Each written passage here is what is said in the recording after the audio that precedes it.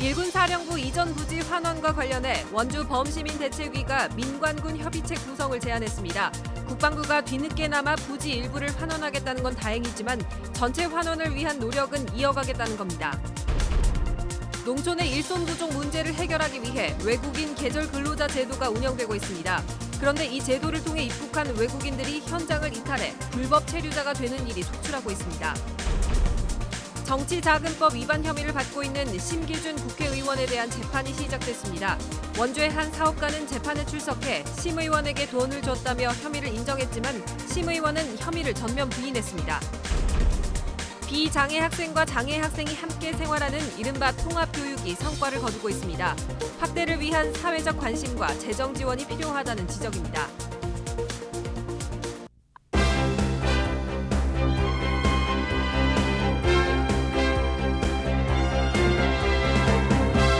안녕하십니까. 뉴스데스크 원주입니다.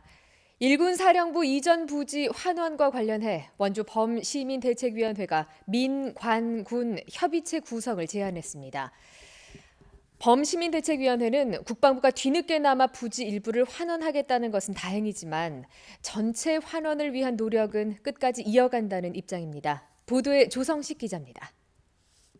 지난 5일 국방부가 일군 사령부터 일부를 지역사회에 환원하겠다는 공문을 보내왔습니다. 환원 대상은 일군 사령부 부지 62만 제곱미터 가운데 고속도로 나들목과 인접한 땅 4만 제곱미터 정도로 원주 시유지와 맞교환하겠다는 내용입니다. 원주시민대책위는 일부 환원을 일단 수용하지만 남은 부지에 대한 논의는 계속 이어가겠다는 입장입니다. 원활한 논의를 위해 민관군 상생협의체 구성을 제안했습니다. 해당 협의체는 일군 사령부 부지 환원과 부대 재배치를 주요 안건으로 하고 지역 발전을 위해 국방부 소유의 다른 땅도 정보를 공유한다는 것을 골자로 하고 있습니다. 국방부가 제출한 거는 1차 수용을 하자. 그리고 나머지 18만 평에 대해서는 상생협력기구에서 첫 번째 의제로 놓고 5년 안에 다 해결할 수 있도록 시민대책위가 일군 사령부 이전 부지와 관련해 군부대 재배치 없는 전부 환원이 목표라는 점을 분명히 한 것입니다. 국방부도 지난달 11일 보낸 공문에서 권위적인 군이 아닌 시민과 머리를 맞대고 지역사회와 친화할 수 있는 방안을 고민하겠다며 비슷한 의중을 내비친 바 있습니다. 우리 시민들의 토지도 역시 개발 제한에서 풀려서 시민의 행복권과 재산권이 정상적으로 유지가 되어야 된다는 생각에서 범시민대책위가 협의체 구성에 대한 요구서를 국방부에 보냈습니다. 국방부가 높은 장벽을 허물고 시민들과 함께하는 협의 테이블에 앉을지 관심이 모아집니다. MBC 뉴스 조성식입니다. 농촌의 일손 부족 문제를 해결하기 위해서 법무부와 농촌시군이 외국인 계절 근로자 제도를 운영하고 있습니다. 농가는 농번기에 일손 걱정을 덜고 외국인 근로자는 좋은 조건으로 돈을 벌 수 있어서 기대를 모았는데요. 근로자들이 현장을 이탈해서 불법 체류자가 되는 일이 속출하고 있습니다. 권기만 기자가 취재했습니다. 영월의 한 토마토 농장. 작년 가을 이 농장에서 일하던 캄보디아 여성이 사라졌습니다. 외국인 계절 근로자로 3개월 동안 이 농장에서 일한 뒤 고국으로 돌아가도록 되어 있지만 갑자기 종족을 감췄습니다. 캄보디아보다 임금 수준이 높은 우리나라에서 더 오래 일하기 위해 이탈한 것으로 보입니다. 한 5일 하더니 그 이튿날 오시라네. 그러니까 올라가는 여자 하나가 있는 거야. 그래 하나 어디 간다니까 갔다는 거야. 요런 택시가 와서 태거지 갔다. 영월군은 올해 51명의 외국인 계절 근로자 배정을 요구했지만 단 한 명도 배정받지 못했습니다. 작년 영월에서 일한 외국인 계절 근로자 가운데 4분의 1 이상이 이탈하면서 법무부가 허가하지 않은 겁니다. 학교 가서 일하고 나니까 가져가는 돈이 얼마 안 되니까 불법 체류하는 거죠. 저희들만 그런 게 아니고 전국적으로 좀 많이 조망하는 추세입니다. 예. 우리나라 임금 수준이 현지보다 높기는 하지만 항공료와 수속 비용을 감안하면 3개월 급여만으로는 충분하지 않아 이탈자가 나오고 있다는 게 현장의 목소리입니다. 3개월만 하면 오히려 불법 체류자를 양성시키고 일하는 외국인들도 안정되게 일하면서도 불안하고 농민들도 궤도를 믿고 농사를 작쁘게 해고 1년 동안 어떻게 할 수가 없는 상황이라고 저는. 법무부는 작년 한 해 93명의 외국인 계절 근로자가 현장을 이탈해 불법 체류자가 된 것으로 파악하고 있습니다. 최근에는 아예 계절 근로자로 입국한 외국인 근로자의 불법 체류를 알선하는 전문 브로커들까지 생겨난 것으로 알려지면서 문제의 심각성을 더하고 있습니다. 귀찮아하는 사람들이 거의 마음 먹고 오는 사람들이거든요. 그래갖고 거의 이제 야단에 누가 분고차가 막 데려와서 간다거나 거의 그렇게 도망을 하거든요. 외국인 계절 근로자들의 신원 보증 절차를 강화하고 양국 지자체 간 MOU를 통해서만 사업을 진행하도록 하고 있지만 근본적인 해결책이 되지는 않고 있습니다. MBC 뉴스 권기만입니다. 정치자금법 위반 혐의를 받고 있는 심기준 국회의원에 대한 재판이 시작됐습니다. 원주의 한 사업가는 재판에 출석해서 심 의원에게 돈을 줬다며 혐의를 인정했는데요. 심 의원은 혐의를 전면적으로 부인했습니다. 황구선 기자입니다. 정치자금법 위반 혐의를 받는 심기준 국회의원의 첫 공판이 열렸습니다. 재판에 출석한 심 의원은 심려를 끼쳐 죄송하다는 입장을 밝혔습니다. 시민들과 도민들에게 일단 심려를 끼쳐드려서 대단히 죄송합니다. 그리고 재판이 시작됐으니까 재판에 성실히 임하고 관련 혐의에 대해서는 재판 과정에서 상세히 소명하겠다고 했습니다. 심 의원은 지난 2016년 9월부터 지난해 2월까지 15차례에 걸쳐 친분 있는 원주 지역 사업가에게 3,600만 원의 불법 정치자금을 받은 혐의로 지난해 말 재판에 넘겨졌습니다. 재판에서 심 의원은 사업가와 만난 건 맞지만 돈을 받은 적은 없다고 주장했습니다. 같은 날 재판에 출석한 사업가는 심 의원을 만난 것도 돈을 준 것도 맞다며 검찰의 공소 사실을 모두 인정했습니다. 심 의원과 돈을 줬다는 사업가 간의 진술이 엇갈리고 있어 치열한 법적 공방이 예상됩니다. 심 의원의 2차 공판은 오는 6월에 열릴 예정입니다. 이번 재판 결과는 1년 앞으로 다가온 총선에도 영향을 줄 것으로 보입니다. MBC 뉴스 황구선입니다. 오는 20일은 장애인의 날입니다. 우리 사회는 아직 장애인에 대한 편견이 많이 남아있는데요. 학교 현장에서 장애 학생들을 위한 각종 대책이 추진 중인데 특색 교육이 효과를 거두고 있습니다. 이재규 기자가 취재했습니다. 춘천 봉의고등학교 행복카페. 학생 3명이 커피를 만듭니다. 음료를 만들고 전달하는 손길이 노련합니다.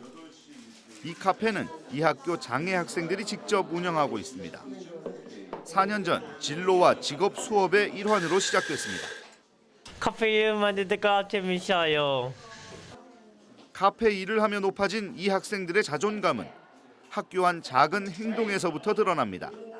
주로 이제 바닥을 보거나 이제 눈을 마주치지 못했는데 카페에서 얘기를 나누고 음료를 나눠주면서 선생님들과 친근한 관계가 생기면서 아무래도 자신감이 생기고 먼저 와서 친밀하게 인사도 걸고. 비장애 학생들도 장애에 대한 편견을 버리는 좋은 계기가 됐습니다. 카페를 하다 보니까 장애인 학생들이 사주는 걸 먹다 보니까 같이 인사도 하게 되고 또 지나가면서 카페에 있던 아이네하고 더 말을 먼저 걸 수 있었던 것 같습니다. 지적장애 3급인 고교 2학년 이현이에게는 바리스타라는 새로운 꿈이 생겼습니다. 제가 만든 커피랑 음료수를 마시고 행복해하는 모습을 보고 싶어서요. 이 학교에서 공부하고 있는 장애 학생은 현재 15명. 카페 운영을 통해 기른 자존감과 끈기 등은 실제 취업 관문을 통과하는 데도 큰 도움을 주고 있습니다. 예, 작년 아이들 같은 경우 작년 3학년 바리스타 학생들 같은 경우는 실제로 강원대학교 사서로 취업을 했고 삼척중학교에서는 장애 학생과 비장애 학생이 함께하는 통합 동아리 운영이 효과를 내고 있습니다. 하지만 이 같은 특색 교육을 받을 수 있는 경우는 아직 소수에 불과합니다.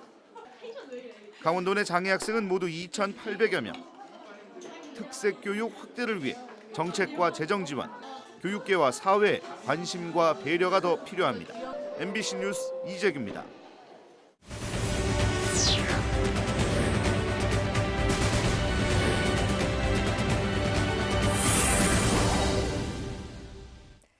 나흘째 영서 남부와 강원 산지에 건조특보가 이어지는 가운데 산지에는 강풍주의보도 내려져 있습니다.